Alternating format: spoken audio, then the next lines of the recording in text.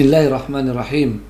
Alhamdulillahi wahdah, wassalatu wassalamu ala man la nabiyya ba'dah, wa ala alihi wa sahbihi wa mawalah, wa la hawla wa la quwata illa billah. Virus corona telah mengguncangkan dunia.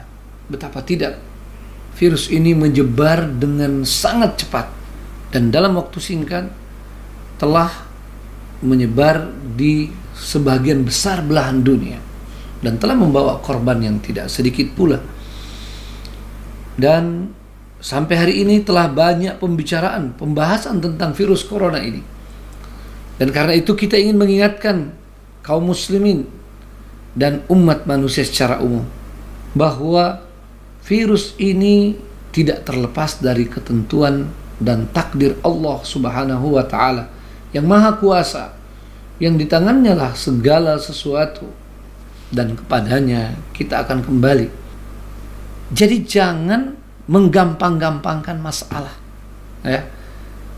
Begitu juga dengan mengatakan bahwa kalau dengan wudu, ya, maka tidak akan terkena virus corona. Ini salah. Kita katakan mari perbanyak wudu, ya, mari sering memperbarui wudu, dan begitu juga, ya, lebih banyak mandi, ya, sebagaimana tadi kata dianjurkan, itu untuk menghindarkan insyaallah, ya. Tetapi tidak boleh dipastikan.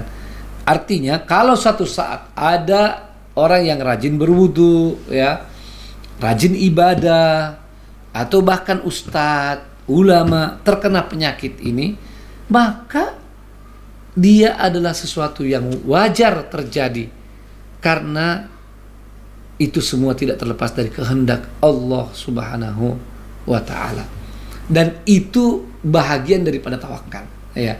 Sebetulnya di ujung dari tawakal ini adalah seseorang setelah berikhtiar, berusaha semaksimal mungkin, tetap dia harus mengatakan ini hanyalah upaya, ya.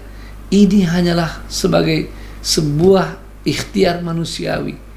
Hasilnya tetap diserahkan kepada Allah Subhanahu wa ta'ala. Sehingga kita dengan segala ikhtiar tetap tawadu, rendah hati di hadapan Allah Subhanahu wa ta'ala dan di hadapan manusia. Kita tidak menyombongkan diri, ya, karena hanya Allah Subhanahu wa ta'ala yang maha kuasa, dan Allah Subhanahu wa ta'ala menetapkan segala sesuatu dengan kehendaknya, dan hanya Allah Subhanahu wa ta'ala yang mengetahui apa hikmahnya, apa tujuannya. Ini penting, ya. Dan kalau ada yang bertanya apa bedanya, ya, apa bedanya kalau begitu dengan orang-orang yang mengatakan sudahlah kalau begitu tidak usah terlalu khawatir ke masjid, tidak usah mengetahui keadaan terkendali tidak terkendali. Oh, beda, ya, dia berbeda. Karena kalau itu namanya tidak ada ikhtiar, menghilangkan ikhtiar. Padahal ikhtiar juga diperintahkan, bahkan diwajibkan dalam Islam. Sementara yang tadi saya katakan adalah kita melakukan ikhtiar maksimal, tapi tetap mengembalikan urusan ini kepada Allah Subhanahu wa ta'ala, dan kita tidak kecewa, apalagi kita marah. Dan mana mungkin seorang hamba boleh marah kepada Allah Subhanahu wa ta'ala kalau dengan segala ikhtiar kita tetap kita misalnya terkena virus, terkena penyakit, ya. Mengapa? Karena yang pertama, upaya apapun tidak bisa menyelamatkan kita kalau Allah SWT menghendakinya. Yang kedua, boleh jadi dari ikhtiar kita yang luar biasa masih ada kelemahan, masih ada celah yang terjadi, sebab memang kita manusia tidak lepas daripada kekurangan dan jauh dari kesempurnaan. Kita telah mencuci tangan, sering memperbaharui wudu, selalu berpakaian bersih, menggunakan hand sanitizer, ya, menjaga jarak, ya. Tapi mungkin ada celah yang kita belum tutup, ada celah yang kita lalai, dan dari sana kemudian menjadi sebab kita tertimpa satu virus, satu penyakit, dan itu semua tidak terlepas daripada kehendak dan takdir Allah SWT ketika dia telah terjadi.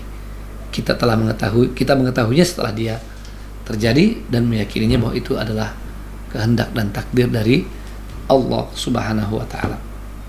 Kemudian yang sangat penting pula untuk kita sampaikan berkenaan dengan virus yang sangat berbahaya ini adalah mengajak kepada semua orang untuk berpartisipasi melawan virus ini, di dalam membasmi virus ini, di dalam menghilangkan virus corona ini, atau paling minimal mengurangi, memperkecil penyebarannya, memperkecil akibatnya, ya, dampak-dampaknya.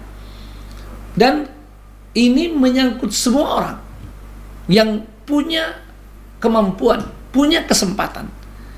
Tidak boleh kita hanya melihat, wah ini tugas pemerintah, ini tugas tenaga medis, ini tugas orang-orang yang punya duit atau punya kemampuan finansial dan seterusnya. Ini tanggung jawab kita semua, ya.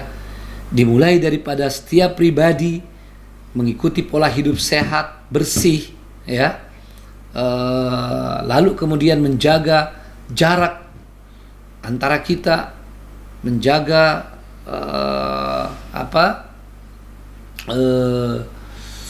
menjaga diri kita dari kerumunan, ya, mengurangi interaksi, mengurangi keluar rumah semaksimal mungkin, ya. Masalah keluar rumah ini, selain kepala keluarga, kalau bisa di waktu-waktu inkubasi, di waktu-waktu isolasi, tidak ada yang keluar dari rumah, ya, kecuali sangat-sangat perlu. Kepala keluarga apa boleh buat, harus keluar karena berkenaan dengan hal yang darurat pula tentang mencari nafkah, ya, atau mendatangkan kebutuhan-kebutuhan pokok yang tidak boleh tidak diperlukan oleh seluruh anggota keluarga. Itu langkah-langkah oleh setiap kita yang harus diperhatikan. Semoga apa yang kami sampaikan ini bermanfaat. Sembari memohon ampun kepada Allah Subhanahu wa taala, maka kami pun menyadari apa yang kami sampaikan ini, bila ada yang benar itu dari Allah SWT, dan bila ada yang keliru itu dari pribadi dan dari syaitan. Astaghfirullah li walakum wa lisairil muslimina min kulli dzam wa a'udzu billahi minasyaitonir rajim. Wassalamu alaikum warahmatullahi wabarakatuh.